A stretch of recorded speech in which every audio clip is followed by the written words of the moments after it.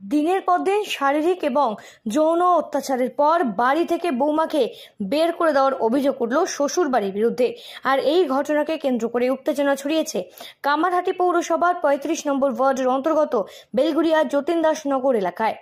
কোলে ছোট্ট একমাত্র মেয়ে, সাথে নেই খাবারের একটি দানাটুকু। ঘরের গেট আগলে দিন কাটছে রমা দাস মণ্ডল সহ তার 5 বছরের মেয়েটির। সাথে স্বামীর সাথ পেলেও একবারও জোটেনি শ্বশুর বাড়ির আদর যত্ন। নিজের মেয়েকে নিয়ে বিকেলে বাড়ির কাছে পার্কে গিয়েছিল রমা এবং বাড়ি ফিরতেই বদলে গিয়েছে জীবনের একদম চিত্রটি। ঘরের গেটের বাইরে ছড়িয়ে ছিটিয়ে রাস্তার ধারে পড়ে রয়েছে তাদের সমস্ত ব্যবহৃত জিনিসপত্র।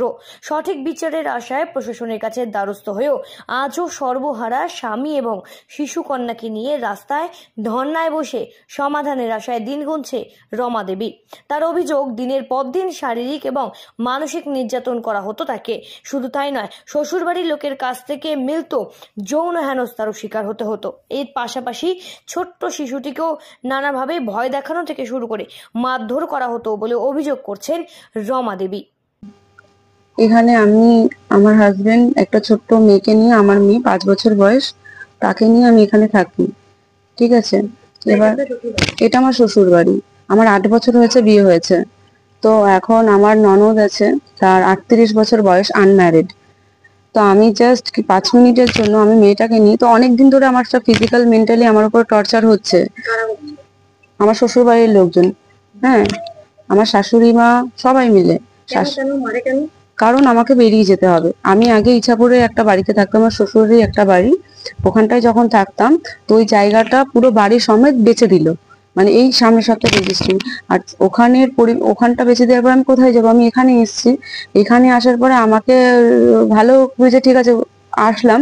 আসার পর থেকেই ঘরের ভেতরে আমাকে টর্চার, ফিজিক্যাল টর্চার, মারধর করা, এই করা সেই করা, হ্যাঁ। তারপর আমার হাজবেন্ডকে, আমার মেয়েকে কারেন্টে শক দেওয়া, এইরকম ধরনের টর্চার গুলো আমার সাথে করা হতো। আমি কোথায় যাব? আমার হাজবেন্ডের এরকম কোনো ইয়ে নেই যে আমরা কোথাও যাব। আমার কোনো শেল্টার নেওয়ার মতো জায়গা নেই, আমার কিছুই নেই। আমার আলটিমেটলি থাকলে, আমি মরলে এখানেই মরতে হবে, বাঁচলে এখানেই মরতে, আমার আলটিমেটলি কিছুই নেই। হ্যাঁ, আমি এইভাবে বসে থাকবো? আমার কিছু নেই দিদি, আমার এখানে কিছুই নেই। আমি যে কোথাও যাব, আমার ওই ক্ষমতাটাও নেই যে আমি একটা রাত ভাড়া বাড়িতে কোথাও গিয়ে থাকবো, বা আমি 1 মাস ভাড়া নিয়ে কোথাও থাকবো। আমার ওই সেভিংস টুকুও নেই। আমার হাজবেন্ড একটা ছোট্ট লটারির একটা বিজনেস করে, সেখান থেকে দিনে 200-250 টাকাও ইনকাম হয় না, এরকম একটা পজিশন। আসলে আমরা একটু বিকালবেলা বেরিয়েছিলাম। এখানে 15-20 দিন ধরে আমরা আছি, কোনো অসুবিধা হয়নি কারো, আমরা কাউকে কোনো খারাপও বলিনি। এবার আমাদের কিছু বলেও নি যে এখানে তোরা থাকবে না কিছু। এবার আমি বাড়িতে বলেছিলাম যে আমি এখানেই থাকতে চাই, যেহেতু আমি এই বাড়ির ছেলে। এবার দাদাকে এর আগে তাড়িয়ে দিয়েছি, থাকতে দেয়নি। দাদাও আমাকে বলেছে যে আমাকেও থাকতে দেয়নি, তোকেও থাকতে দেবে না। এবার আমি বলেছি থাকতে দেবে না, আমি থাকবো কোথায়? এবার তার জন্য এখানে এসেছিলাম। আজকে একটু মেয়েকে একটা জিনিস কিনতে দোকানে বেরিয়েছি, জাস্ট 5 মিনিট। এসে দেখছি ব্যাগ ট্যাগ সব বাইরে বের করে দিয়েছে, তালা ফালা দিয়ে দিয়েছে। আমি ডাকলাম, খুললো না।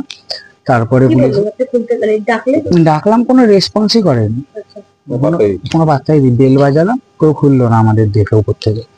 দিয়ে আমি তারপরে পুলিশের কাছে গেলাম, দিয়ে ওরা একটু যোগাযোগ করতে বললো সবার সাথে। আমি আবার যোগাযোগ করে তারপরে তো আপনারা আসলেন। এখনো আমাদের ঢুকতে দেয়নি, এখানেই আমরা আছি। মেয়েটাও ঘুমায়নি।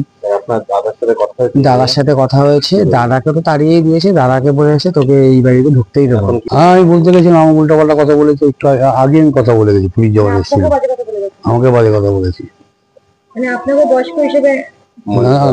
না না, বয়স্ক হিসাবে বলতে কি, মানে যে আমার যে শালা আছে, আমার চেয়ে বয়সও বড়, মানে আমার বোর থেকেও বড়। না, ওর ছোট ভাই এসেছিল, আমার কথা বলি। এমন বিরক্ত তো করে শুনেছি, মারধর করেছে আমি তো চোখে দেখিনি। বেলঘরিয়া থেকে শ্রীঞ্চি রিপোর্টার রিপোর্ট, সঠিক বার্তা।